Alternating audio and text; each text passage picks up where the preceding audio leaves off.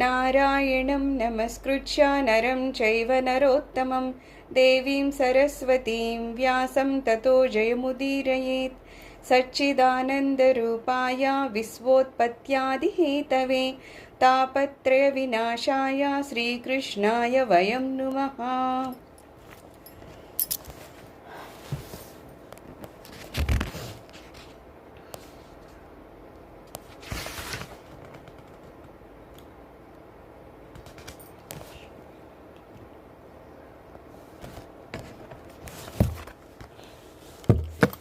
మన నిన్న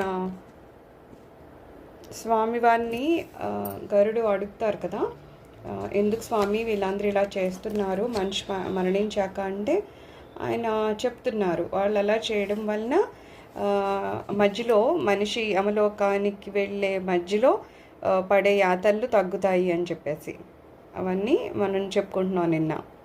ఎవరి పద్ధతిని వాళ్ళు బట్టి కొంతమంది పాత పెడతారు, కొంతమంది దహనం చేస్తారు, అలా ఉంటుంది కదా. అయితే ఒకటి, ఈ మన శరీరము పంచభూతాలతో ఉంది కాబట్టి పంచభూతాల్లో దేన్నో దాంట్లో కలుపుతారు, నీళ్ళల్లో కలపడము ఎలా అయినా ఏదో ఒకటి మొత్తానికి అవి కలిసిపోతాయి కదా. సో అలాంటి వాటిల్లో కూడా ఏది మంచిది అంటున్నారు అంటే దహనం చేయడం అంటున్నారు అనమాట. అలాగని అందరినీ ఒకేలాంటి ప్రాసెస్ అనేది ఏమి ఉండదంట. మన భీష్ముడి గురించి చెప్తున్నారంట, ఆయన చాలా గొప్ప బ్రహ్మచారి, కానీ ఆయన శరీరాన్ని ఎందుకు తగలబెట్టారు అంటే ఆయన బ్రహ్మచర్యలో ఉన్నా సరే సన్యాస దీక్ష తీసుకోలేదు. ఏదో మఠానికి వెళ్ళి ఏ సన్యాసుల దగ్గరకో వెళ్ళి నేను సన్యాసం పుచ్చుకుంటానని చెప్పేసి ఆయన సన్యాసం పుచ్చుకోలేదు కాబట్టి ఆయన్ని దహనం చేశారంట. అయితే కొంతమందిని మాత్రం పాతి పెడతారంట. వాళ్ళు ఎవరు అంటే తనకి తాను శ్రాద్ధం పెట్టుకున్నవాడు సన్యాసి అయిపోతాడంట. అలాంటి సన్యాసిని, సన్యాస దీక్షలో కూడిన బ్రహ్మచారిని, అలాంటి వాళ్ళని పాతి పెట్టాలంట. దేనికి అవి వేరే వేరే ఇది ఉన్నాయన్నమాట. అయితే దహనం చేయడం వలన కొన్ని పాపాలు పోతాయంట. అంటే ఇక్కడ ఏ రకంగా శరీరాన్ని వాళ్ళు దహనం చేస్తున్నారా పాత పెడుతున్నారా దాని మీద కూడా వాళ్ళకున్న పాపాలు పోతాయంట. ఎవరైతే వేరే వాళ్ళని కొంతమంది తప్పు లేకపోయినా అవతల వాళ్ళని మీద ఊరికనే చెప్తూ ఉంటారు కదా, పరస్త్రీని నోటికి వచ్చినట్లు అనడం కానీ వాళ్ళ మీద అభండాలు వేయడం కానీ ఇలాంటివి చేస్తూ ఉంటే వాళ్ళకి ఇక్కడ ఏ శిక్ష పడకపోయినా శరీరం వదిలేక వాళ్ళకో శిక్ష పడుతుందంట. ఏంటి, ముళ్ళ కొరడాలతో కొడతారంట. అంటే శరీరము చాలా బాధపడుతుంది అనమాట. అలా బాధపడకుండా ఉండాలి అంటే ఏం చేస్తారంట, ఆ శరీరాన్ని దహనం చేస్తారట. ఏ శరీరాన్ని అయితే దహనం చేస్తారో వాళ్ళకి ముళ్ళ కొరడాలతో కొట్టడం అనే శిక్ష తగ్గుతుందంట. ఎందుకండి చనిపోయిన వెంటనే ఆ మనిషిని నేల మీద పెడతారు అంటే ముందంట నేల మీద పెట్టేటప్పుడు ముందు ఆవు పేడతో అలకాలంటే దాని మీద నల్ల నువ్వులు వేసి దాని మీద దర్బలేసి అప్పుడు ఆ శవాన్ని పడుకోబెడతారంట. అప్పుడు నేల ఎలా ఉంటుంది అంటే ఋతుస్నానం చేసిన స్త్రీతో సమానంగా ఉంటారంట భూమి. సో దాని మీద శవాన్ని పడుకోబెట్టి వాళ్ళ నోట్లో ఏం వేస్తారు, పంచరత్నాలు వేస్తారు. అంటే బంగారం, వెండి, ముత్యము, నీలము, పగడం ఇవన్నీ వేస్తారు కదా. ఇవన్నీ ఏమవుతాయంట, విత్తనాల్లాగా అవుతాయంట. కిందేమున్నారు, ఋతుస్నానం చేసిన భార్యతో సమానం అయినప్పుడు భర్తతో సమానంగా ఈ రేతస్ కావాలి కదా. అలాగే ఏమవుతుంది, ఈ శవం యొక్క నోట్లో ఈ పంచరత్నాలు అనే రేతస్ వేస్తారు కదా. సో అప్పుడు ఇతను దేనికి సమానం అవుతున్నాడంట, చనిపోయినా సరే తన వంశాన్ని కొనసాగించుకుంటున్న వాడితో సమానం అవుద్దంట. అసలు రైతు అంటే అతను రైతు చేసే పంట కేవలం ఏదో అతనికి డబ్బుల కోసమో కాదు, నిజానికి ఏమంటున్నారు, చాలా పుణ్యం అయిన పని అది. ఎందుకంటే అతను నేలను దున్ని విత్తనాలు వేసి పండించి ఆ పంటను కదా మిగిలిన వాళ్ళకి అందిస్తున్నాడు. సో అది కేవలం ఒక పనే కాదు, చాలా పుణ్యాన్ని సంపాదిస్తున్నాడు.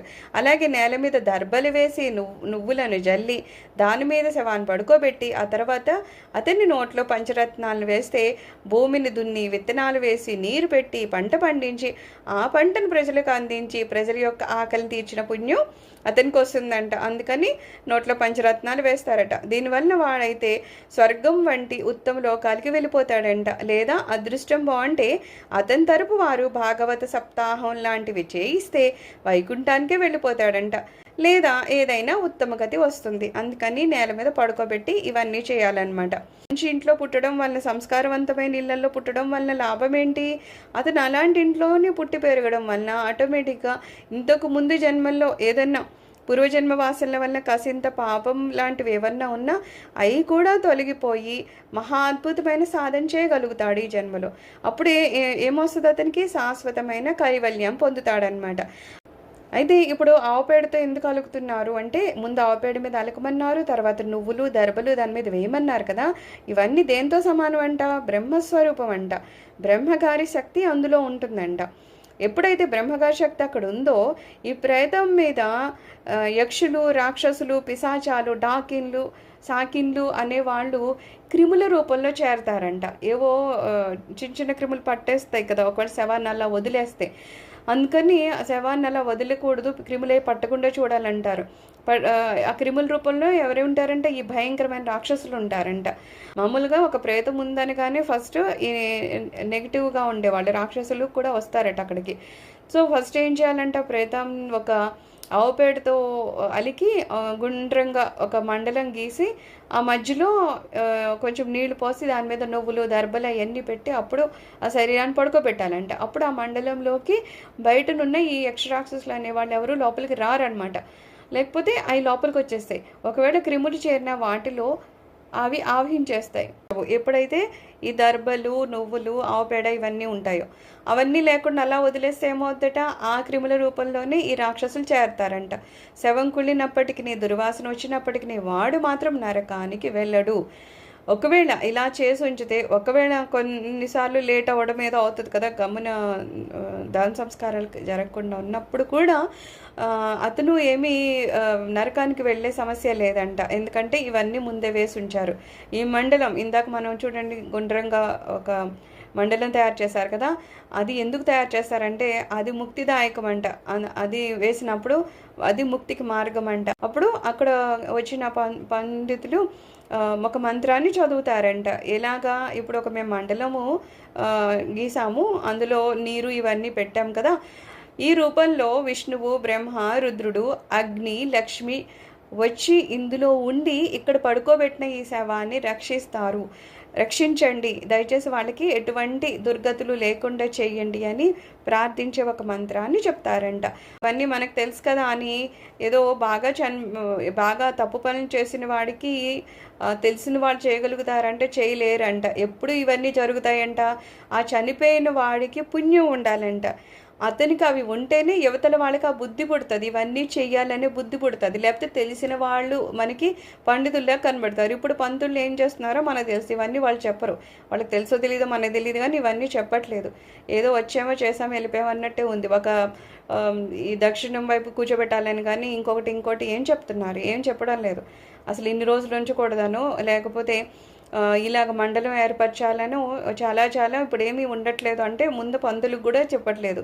పోనీ వాళ్ళు చెప్పినా చేసే పిల్లలు ఉన్నారంటే వాళ్ళ బుద్ధి కూడా భ్రష్టం అయిపోతుంది. ఇవన్నీ ఎందుకు భ్రష్టపడతాయంటే అసలు ఎవరైతే చనిపోయాడో అతనికి పుణ్యం లేకపోవడం అనమాట. అతనికి కనుక పుణ్యం ఉంటే పిల్లలకి ఆ ఆలోచన వస్తుంది, లేకపోతే ఆ పంతులకి ఆ బుద్ధి వస్తుంది, వచ్చి ఇవి ఇంకా మంచిగా చేయించాలని. ఇవన్నీ చేసినప్పుడు ఖచ్చితంగా అతనికి దివ్య శరీరమే వస్తుందట. మనకేం చెప్పారు, ఎవరికైతే పాపం ఎక్కువ ఉంటుందో అతనికి యాతనా శరీరం వచ్చి, ఎవరికి పుణ్యం ఎక్కువ ఉంటుందో అతనికి దివ్య శరీరం వస్తుందని. ఇవన్నీ చేయగానే ఆటోమేటిక్గా అప్పటికే అతనికి దివ్య శరీరం వస్తుందట.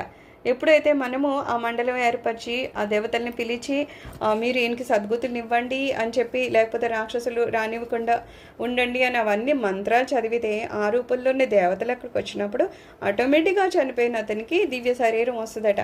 అప్పుడు దివ్య శరీరం వచ్చిందంటే ఖచ్చితంగా అతను ఉత్తమ గతులకే వెళ్తాడు. అయితే ఇవన్నీ జరగాలంటే ఒక కండిషన్ ఏంటంటే ఆ చనిపోయిన వాడికి పుణ్యం ఉండాలి. పుణ్యం ఉంటే ఏదో రూపంలో ఎవరో ఒకరు వచ్చి చేసి వెళ్తారనమాట. అది కూడా ఒక కొటేషన్ అనమాట.